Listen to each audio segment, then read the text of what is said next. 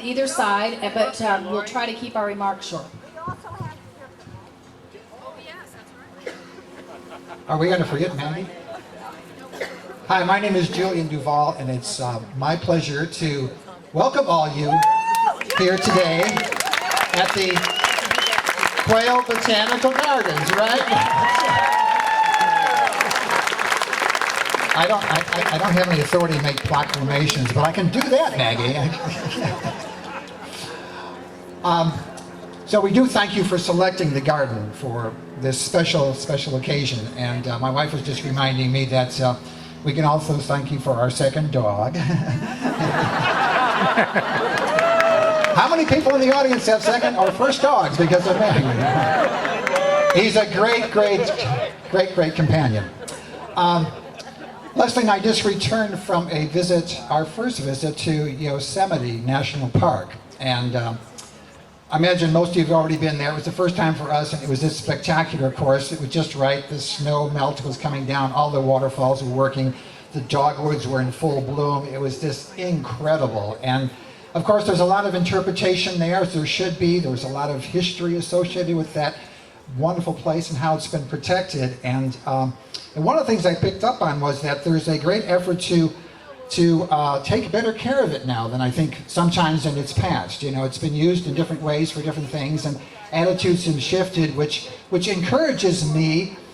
So many champions for that place, starting with John Muir, of course, have done a great job of protecting it. And I think of champions for things like that, and of course that brings me to what you're going to expect me to say, that we certainly have one here that we're honoring today. There's been so many things that Maggie has championed here in the community, and certainly this garden is one of them.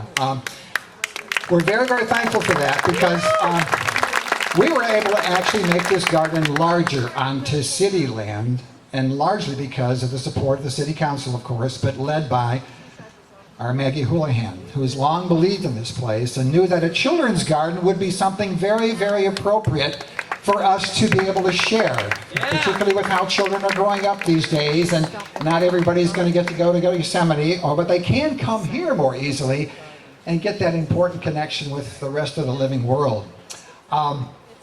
Actually, Maggie had the head start on some of us, though, in knowing about children. She shared with me the fact that long before we had a children's garden here, in fact, long before we had many things here, she was using this as a children's garden with her son, Chris, actually. Back in the 70s, in fact, the early days, right. I do have one thing I wanted to share here that I thought might be appropriate. This is from that great man, John Muir, and I thought it might be appropriate for us to listen to his words today. Let children walk with nature. Let them see the beautiful blendings and comings of death and life, their joyous inseparable unity, as taught in woods and meadows, plains and mountains and streams of our blessed star. And they will learn that death is stingless, indeed, as beautiful as life. We love you, Maggie. Thank you, Julian. Let's leave the hug. Okay, we're going to take this gentleman here on the right, and it looks like we've now got the grandson here to join us to say hi to his grandma.